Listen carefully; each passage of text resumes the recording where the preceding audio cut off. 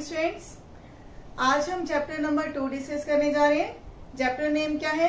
Relations and functions. तो इस chapter के अंदर आज हम रिलेशंस डिस्कस करेंगे। हमारी डेली लाइफ के अंदर भी बहुत सारे रिलेशंस हैं, जैसे कि father and son, teacher and student. तो इसी तरह मैथमेटिक्स में भी हमारे पास बहुत सारे रिलेशंस होते हैं, जैसे कि एक लाइन दूसरी लाइन के ऊपर परपेंडिकुलर है, तो एक लाइन दूसरी लाइन के ऊपर अगर परपेंडिकुलर है तो वो भी उनके बीच में कुछ वो रिलेशन है। हम ये भी कह सकते हैं A is a subset of B. और एक एग्जांपल और भी ले सकते हैं, जैसे कि टू लाइंस आर पैरेलल। तो इस तरह बहुत सारी मैथमेटिक्स के अंदर एग्जांपल्स हैं जिनमें हम देख सकते हैं कि एक चीज दूसरी चीज से रिलेटेड है। तो रिलेशन क्या हुआ? Relation involves the pair of objects in a certain order.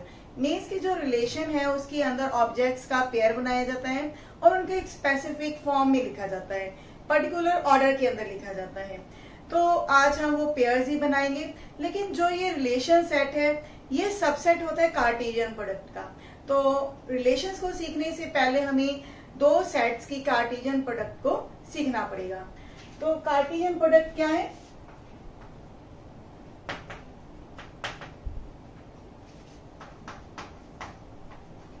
Cartesian product of two sets let A and B.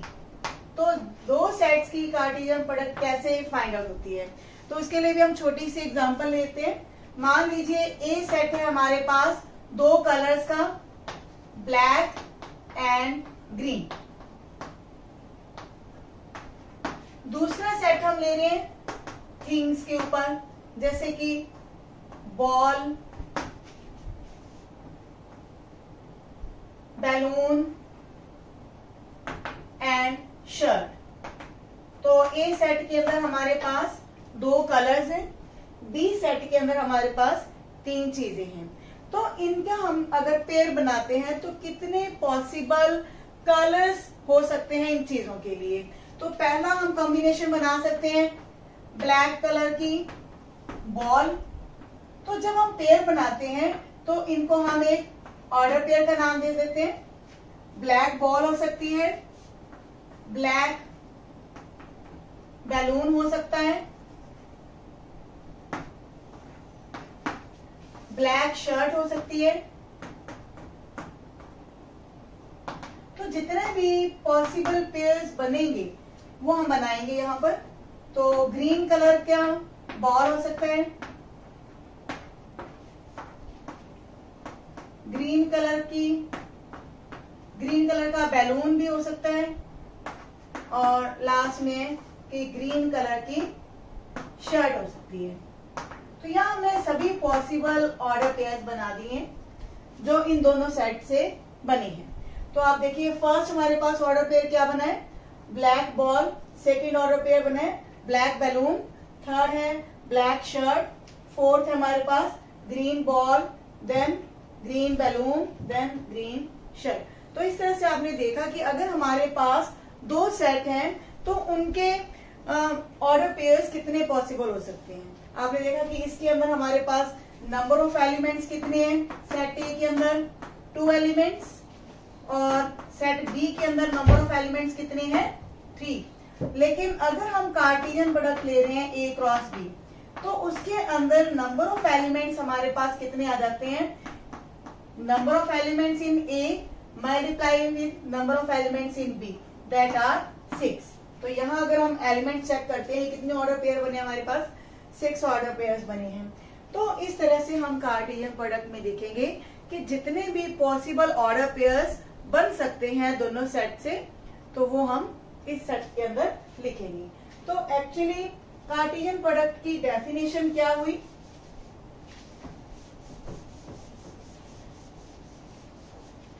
A cross B, ये हमारे पास है कार्टेशियन प्रोडक्ट।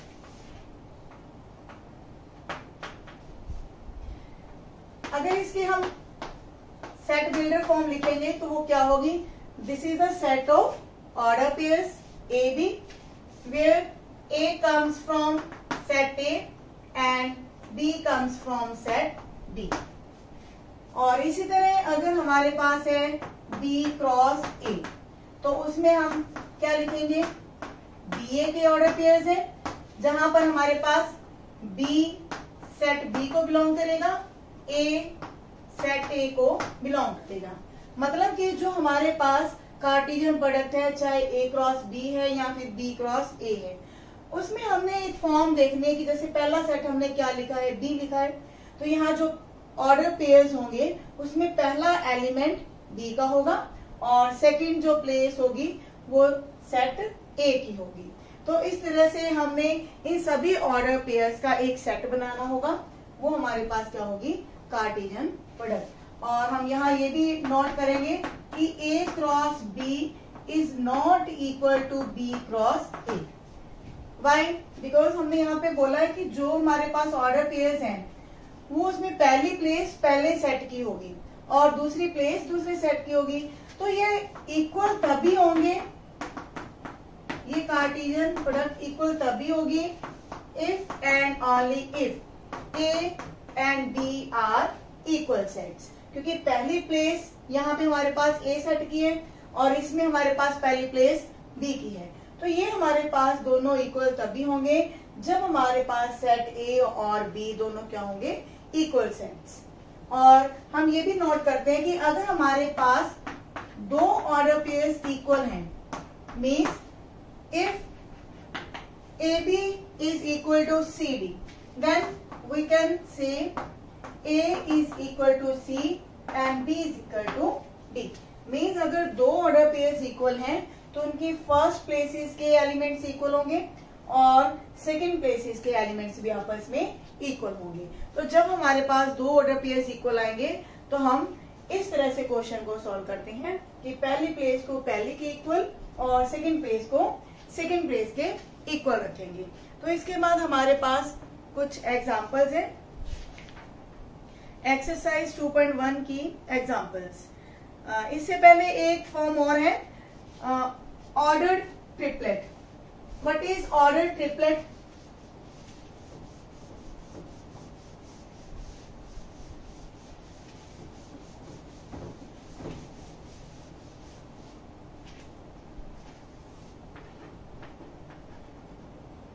ऑर्डर ट्रिपलेट्स क्या होते हैं? ऑर्डर ट्रिपलेट्स, इससे पहले हम ये लिखते हैं what is A cross A. A cross ए के अंदर हमारे पास क्या होंगे, सभी ऑर्डर पेयर्स ए बी, जिसमें ए और बी दोनों सेट ए को बिलोंग करेंगे। तो ऑर्डर ट्रिपलेट्स क्या है, ए क्रॉस ए, यानी कि इसमें हमारे पास जो पेयर्स आएंगे ट्रिपलेट की फॉर्म में आएंगे। इस तरह से लिखा जाएगा जिसमें पहला एलिमेंट, दूसरा एलिमेंट और तीसरा एलिमेंट, हमारे पास तीनों जो एलिमेंट्स होंगे वो सेट ए को बिलोंग करेंगे।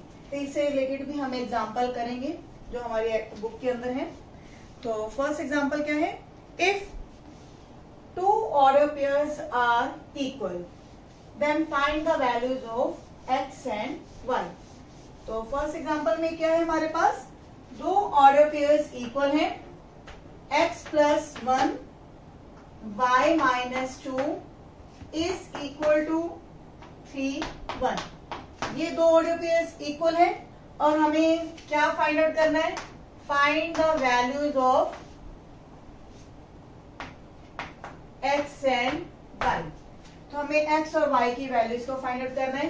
तो हमने अभी डिस्कस किया है कि अगर दो ऑर्डर पेयर्स इक्वल हैं तो उनकी पहली प्लेसेस इक्वल होंगी, means x plus 1 will be equal to 3 and second places will be also equal. तो यहां से हम x और y की वैल्यू को इजीली कैलकुलेट कर सकते हैं। ये जो प्लस का 1 है राइट हैंड साइड पर जाके क्या हो जाएगा, -1, तो 3 minus 1 x will be equal to 2। Similarly जो -2 है वो राइट हैंड साइड पर जाकर +2 हो जाएगा, तो यहां से y की वैल्यू क्या आ जाती है, 3। तो ये हमारे पास x और y की वैल्यूज कैलकुलेट हो चुकी है। सेकेंड एग्जांपल है, two sets are given p and q, form the sets P cross Q and Q cross P। Are these two products equal? तो हमारे पास दो सेट्स हैं P एंड Q जो कि इक्वल है। सॉरी, सेकेंड क्वेश्चन एग्जांपल के अंदर P सेट है ABC, Q सेट के अंदर एलिमेंट्स है R। हमने कैलकुलेट करना है P cross Q and Q cross P। Are these products equal? और हमने ये चेक करना है is P cross Q is equal to Q cross P। तो हम यहाँ पे तीन चीजें कैलकुलेट करेंगे। First P cross Q, then Q cross P, then we will check these two products are equal और नॉट। तो पहले हमारे पास प्रोडक्ट है P क्रॉस Q। तो यहाँ पे हमारे पास एलिमेंट्स कैसे लिखे जाएंगे? ऑर्डर पेयर्स में।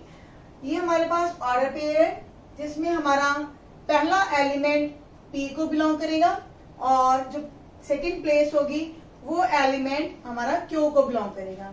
ये हमारा P सेट है, पहला एलिमेंट A से आया, P से आया और सेकंड एलिमेंट हमारा होगा Q से। अब A के साथ ऑर्डर पेयर हमारा सिर्फ R के साथ ही बन सकते हैं क्योंकि इसके अंदर कोई और एलिमेंट नहीं है। तब A के बाद हम लेंगे B, तो B R, नेक्स्ट होगा C R। तो हमारे पास जो पॉसिबल ऑर्डर पेयर्स हैं वो कितने आए? 3 ऑर्डर पेयर्स, क्योंकि इसके अंदर हमारे पास 3 एलिमेंट है, Q के अंदर हमारे पास नंबर ऑफ एलिमेंट्स हैं 1। तो प्रोडक्ट के अंदर हमारे पास नंबर ऑफ एलिमेंट्स भी 3 ही बनेंगे क्योंकि हमारे पास Q के अंदर एक ही एलिमेंट है, 2 होंगे तो हमारे पास 6 पेयर्स बनेंगे। नेक्स्ट है Q क्रॉस P।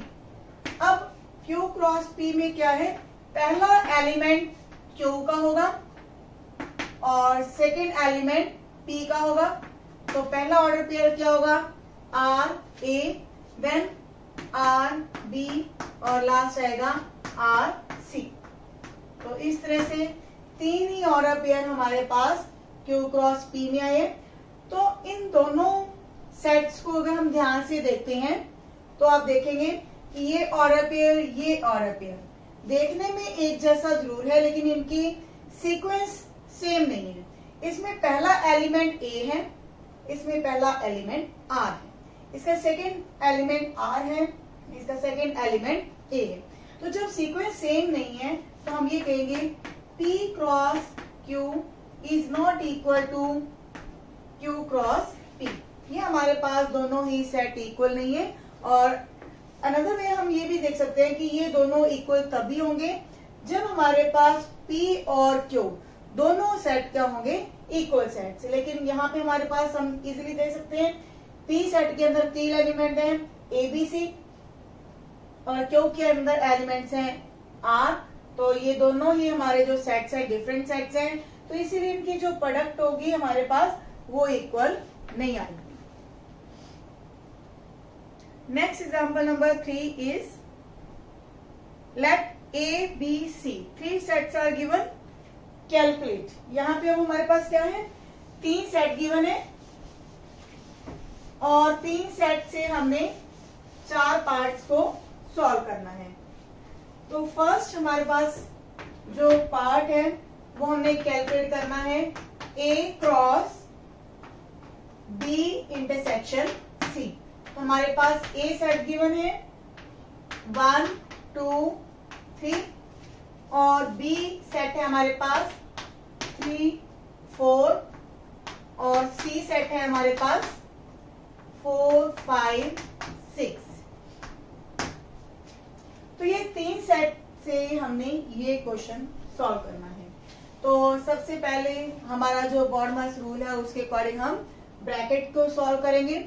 तो ब्रैकेट के लिए हमें B इंटरसेक्शन C सॉल्व करनी है। B इंटरसेक्शन C क्या है?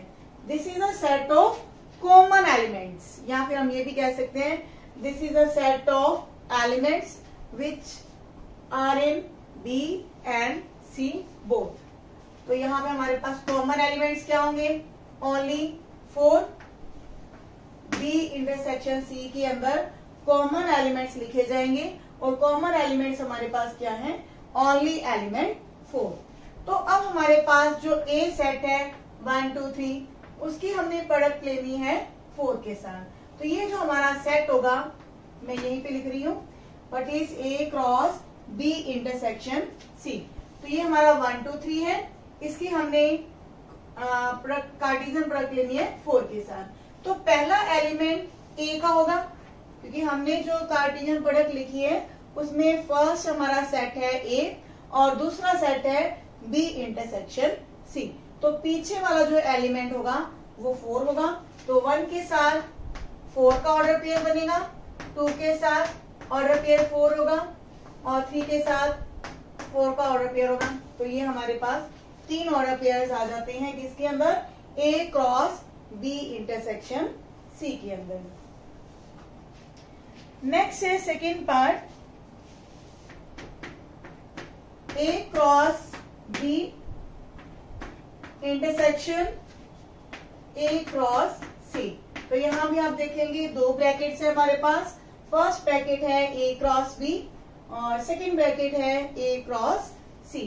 तो पहले हम ब्रैकेट्स को सॉल्व करेंगे, A cross B and then A cross C. तो देखते हैं इसके अंदर हमारे कौन कौन से ऑर्डर पेयर्स बनते हैं। ये हमारा सेट ए है, ये हमारा सेट बी है। ए क्रॉस बी का मतलब है पहला एलिमेंट ए का होगा, दूसरा एलिमेंट बी का होगा। तो हमने पेयरिंग करनी है, जितने भी पॉसिबल ऑर्डर पेयर्स बन सकते हैं। जैसे कि 1 की पेयरिंग होगी 3 के साथ, फिर 1 की पेयरिंग होगी 4 के साथ। नेक्स्ट हमारा जो ऑर्डर पेयर बनेगा 2 से स्टार्ट होगा, 2 3 2 4 एंड सिमिलरली विथ 3। तो इस तरह से हमने जो ऑर्डर पेयर्स बनाने हैं उसमें प्लेसेस का ध्यान रखना है कि हमने सेट कौन सा लेना है, पहले ए। तो पिछला जो एलिमेंट होगा वो सेट बी का होगा। तो 1 3 1 4 2 3 2 4 एंड 3 3 3 4। ये हमारे पास ऑर्डर पेयर्स आ चुकी है ए क्रॉस बी के अंदर। नाउ ए क्रॉस सी। अब ये हमारा सेट ए है और ये सेट हमारा सी है। तो सेम वही प्रोसीजर है कि 1 की पेयरिंग पहले हम 4 के साथ करेंगे, फिर 1 की पेयरिंग होगी 5 के साथ और लास्ट में 1 की पेयरिंग होगी 6 के साथ। नेक्स्ट हमारा जो है एलिमेंट 2 है, 2 के साथ 4, 2 के साथ 5, 2 के साथ 6 और लास्ट एलिमेंट है ए के अंदर 3। तो 3 4 3 5 एंड 3 6। अब हमारा जो क्वेश्चन था उसकी तरफ हम चलते हैं। हमारे पास क्वेश्चन है A cross B intersection A cross C. मतलब जो हमारे पास ये 2 सेट आए हैं, अब इनका इंटरसेक्शन लेंगे। इंटरसेक्शन का मतलब कॉमन पार्ट्स, लेकिन क्योंकि इस सेट के अंदर हमारे पास ऑर्डर पेयर्स हैं तो इंटरसेक्शन में हमारे पास क्या आएंगे, कॉमन ऑर्डर पेयर्स। जो भी ऑर्डर पेयर्स कॉमन है जो दोनों सेट्स में है तो हम वो लेंगे। तो इजीली हम दे सकते हैं 1 4 दोनों में है। नेक्स्ट हम देखेंगे 1 5 नहीं है इसमें और 2 4 देन 3 4। ये 3 ऑर्डर पेयर्स ऐसे हैं जो दोनों ही सेट्स में मौजूद हैं। तो इंटरसेक्शन के अंदर हमने कॉमन ऑर्डर पेयर्स लेने हैं 1 4 2 4 एंड 3 4। तो अगर हम फर्स्ट पार्ट को और सेकंड पार्ट को ध्यान से देखेंगे हमारा सोल्यूशन सेम है। तो जब हमारा सोल्यूशन सेम है तो हम ये कह सकते हैं कि जो क्रॉस प्रोडक्ट है वो डिस्ट्रीब्यूट हो रही है। तो यहाँ डिस्ट्रीब्यूटिव लॉ भी अप्लाई हो रहा है कि ए क्रॉस बी इंटरसेक्शन सी को जब हम सॉल्व करते हैं या ब्रैकेट ओपन करते हैं या डिस्ट्रीब्यूटिव लॉ लगाते हैं तो उसमें क्या आ जाता है हमारे पास A cross B then intersection A cross C. यानी कि जो क्रॉस प्रोडक्ट है वो अंदर ब्रैकेट के अंदर डिस्ट्रीब्यूट होती है। तो इस तरह से आपने देखा कि फर्स्ट दो पार्ट जो है काफी आसान है। नेक्स्ट जो है थर्ड पार्ट, वो भी बिल्कुल इसी तरह करेंगे फर्स्ट पार्ट की तरह।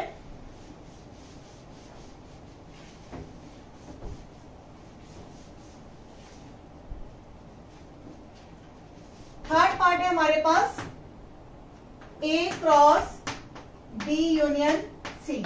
तो इसके लिए पहले हमने यूनियन को सॉल्व करना है। अब क्योंकि यूनियन के अंदर हमारे पास नंबर ऑफ एलिमेंट्स बढ़ जाएंगे 3, 4, 5, 6। यूनियन का क्या मतलब होता है?